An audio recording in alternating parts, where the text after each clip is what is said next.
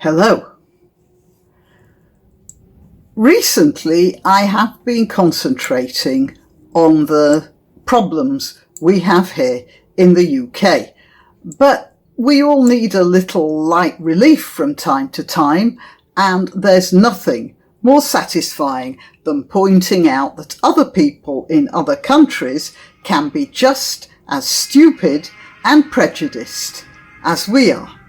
And, by the way, just as ready to accept the ditching of their own culture as appears to be going on here.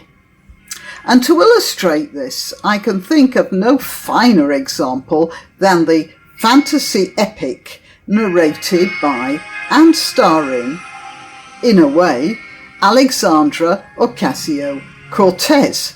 It's called A Message from the Future, and it's all about the Green New Deal, which may be the same colour as the Emerald City, but is slightly less achievable. However, let's put on our emerald glasses and take a look. But you've got to be careful, because if you take those glasses off, reality is going to land on you like that house on the Wicked Witch of the West.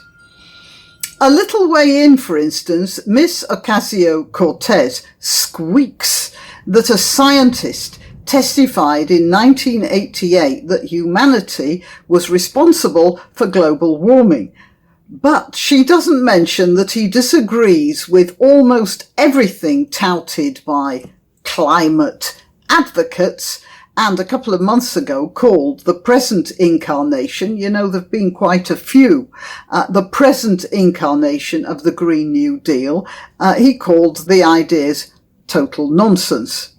I'm put in mind of two things. When Nye Bevan, socialist son of a Welsh miner, and in the Labour government, started in 1945 talking about establishing a national health service, he said something like, "It'll pay for itself eventually because the NHS will make people healthier and so the costs will go down." Yeah, he really did say that because he was an idealist.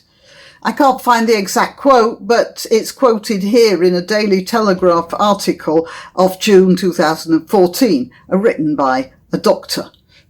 His name's Philip Lee, by the way. And then there was that assertion in the 1920s when Russia was just starting on its own great experiment towards an Emerald City along the yellow brick road, which turned out to be made of the bones of its opponents. The communists said that when there was no private property, all war would end. We should learn from these sweeping predictions from idealists.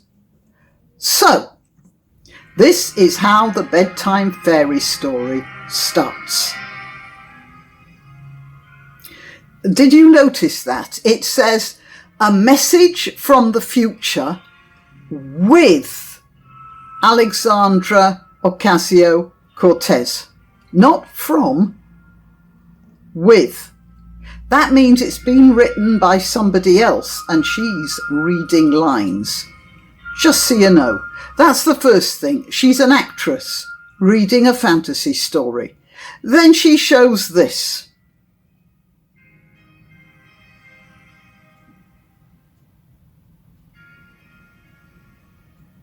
For those of you who don't read Vanity Fair, you should know that they took a photo of some of the new congresswomen and it's gone a bit viral in the States, and it looks like this. And although the Ocasio-Cortez production appears to reference it, there are a couple of significant differences. The first is this woman. She isn't in the original. She isn't there at all. But if you notice, she's been put there right next to Ilhan Omar. So she's been inserted to make a group that never existed. which is a fiction, as much of a fiction as the whole story. Now let's look at the others. Do you see who we have here in the original? Deb Haaland, then Veronica Escobar, and then Sharice Davids. But in the cartoon, it's Veronica Escobar, then it's Deb Haaland and Sharice Davids together. In other words, the two American Indian women have been grouped in the same way as the two Muslim women have been grouped. I can't say if that was deliberate or not, but I can say that it looks to me like a slip of the mindset. Whoever created this cartoon thinks in groups. Now, just for another reality check, let's have a look at some figures.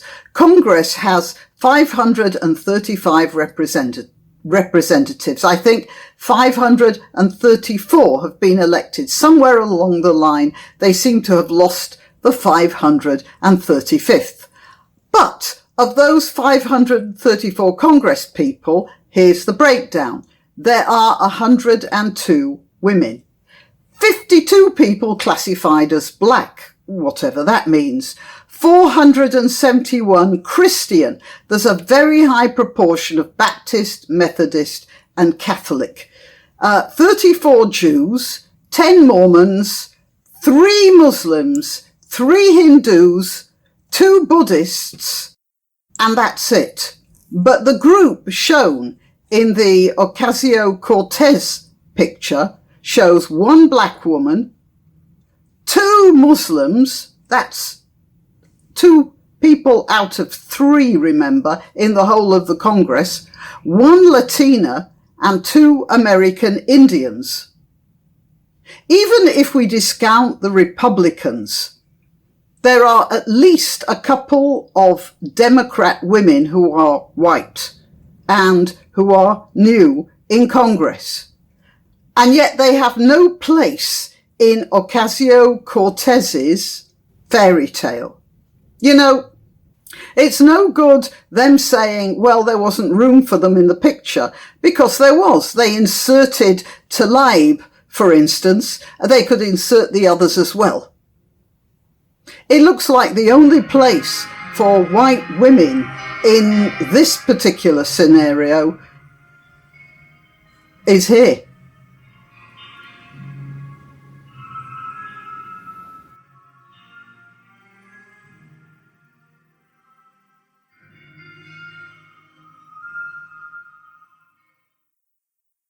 Thanks for listening.